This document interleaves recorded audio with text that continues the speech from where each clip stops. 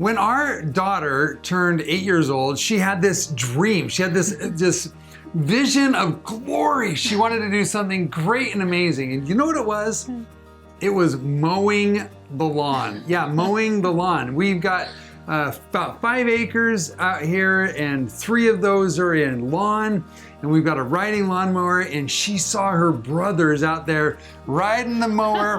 You know, it's a 0 turn, and she just dreamed that one day maybe, if she was tough enough, she could mow the lawn all by herself. Well, we were always praising her brothers for what a great job they did, how great the lawn looked. So she wanted a little bit of that herself. So as she got a little bit older, we, she'd sit on the front and then show her how to do it. That's great. And we'd say, oh, no, okay, Mary, you need to come off the mower. That can be kind of dangerous. And now we were actually, honestly, I got to tell you, we weren't that worried about it being dangerous, but we wanted to, something she was excited about, we wanted to kind of hold her back from having it and from getting access to it. And so as she got a little bit older, one day we were talking and said, okay, Mary, you probably can't do it, but maybe you should just go, try to do a couple of strips of lawn out there. And she's like, oh, by myself? Yeah, just jump on the mower and just try to do a little bit of, just one little strip there, nothing big. And so she gets out there and she does 2 or 3 really nice, and it looked great. And then I called her in. I'm like, whoa. Okay, that's enough. You better let Brigham finish. And he's a little bit older and he's a little bit better mowing the lawn. You better let him finish. And you could see she was like, well, didn't I do a great job? Yeah, it looks pretty good, but just let Brigham come and do it. Now, I got to be honest with you. We were playing a fun psychological warfare game that we've played with all of our children. Yeah. And it's the idea that you should always leave them wanting more, right? And that you should make the things that they perceive as hard or challenging or frustrating, like what other kids would complain about, well, you just make them, kind of forbidden and like you have to earn the right to do that. It's, it's Tom Sawyer's painting the fence thing, right? I have another idea of how we did this. Are you done with that story? Yeah, well, she built up to eventually it's like, well, maybe you can mow half the lawn, and then maybe you can do the whole thing. And now it's like, can I go mow the lawn? She wants can to I do the whole thing? Like, what 10 and 11-year-old kid is begging to mow the lawn? Well, yours can if you use this idea of always leaving them wanting more. So you got another idea. So another thing we've done in using the same principle is reading to our children at night. Yeah. They love it.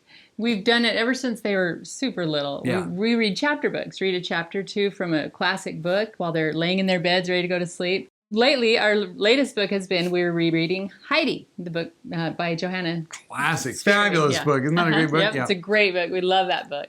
And we have goats, so, it works with our family. We love that book. So every night we're up there reading. They're all in their beds. They can all hear from their beds as Daddy reads to them.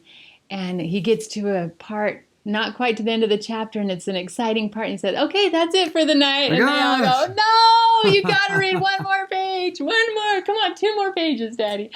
No, we'll read some more tomorrow. And so the next day they're like, okay, let's go to bed earlier so Daddy can read more. So you can read more, finish the chapter, get on to the next chapter. And so if we leave them hanging just a little bit, hold a little bit back, then the excitement is there and the energy is there, and they want it more because we're not giving everything to them. Yeah, so not to brag, but kind of to brag, but in a world where children, so many children graduate high school, can't even read or don't like to read, or there's statistics saying that children, once you graduate high school or college, never pick up a book and read it again. We have children that are absolutely obsessed with and love to read. For example, our daughter Esther has kind of marked the path there, and we did this to her all through, we've done it to all of them, all through their growing up years. And she got so passionate and excited about reading that she started making a list of all the books that she had read, all the books that she wanted to read. And how many times she'd read them. And then how many times she's read them and digested them. And then this list became this standard of, well, I don't know if you read as many books as Esther yet. Like, let's go look at the list. And so, they just get super excited about it. But it's that idea, the basic idea here is that you want to do things, set up different work projects, homework projects, activities, chores that you want them to do, things that you want them to learn.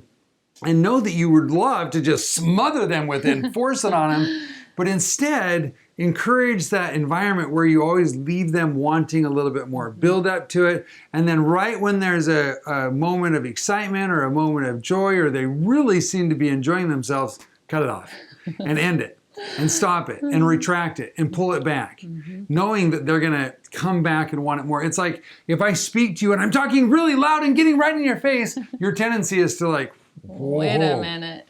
But if I'm talking to you and then I stop talking quite so loud and I back up and I kind of starting to whisper, you're going to be like, what did you say? You're going to come toward me. So we want to do that with our children. So here's our challenge. We always got a challenge for you. Here's our invitation.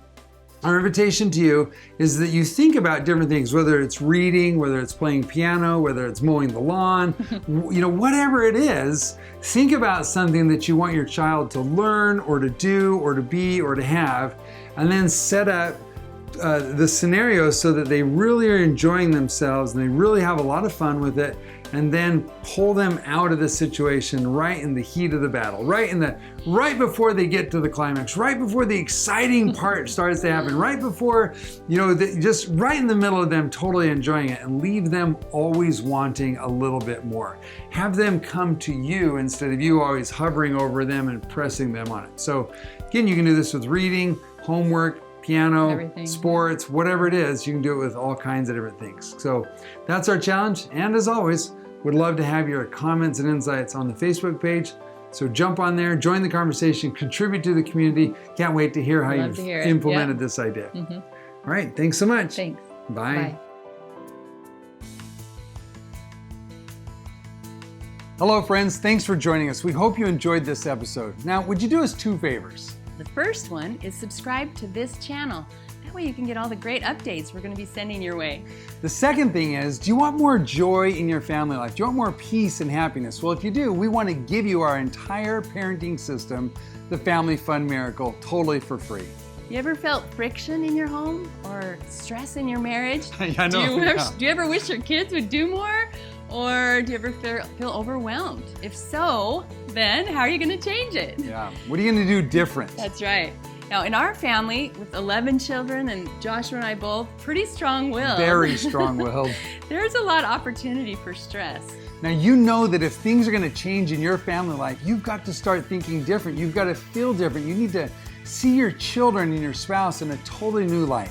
Now, to help you with this, we've created a free guide for you called the Family Fun Miracle. And you can access that right now. Go to endlessfamilyjoy.com/fun. Again, that's endlessfamilyjoy.com/fun. We'll give you the entire system, a complete guidebook, and a training video that'll show you real-life examples of how you can implement in your home, totally free of charge.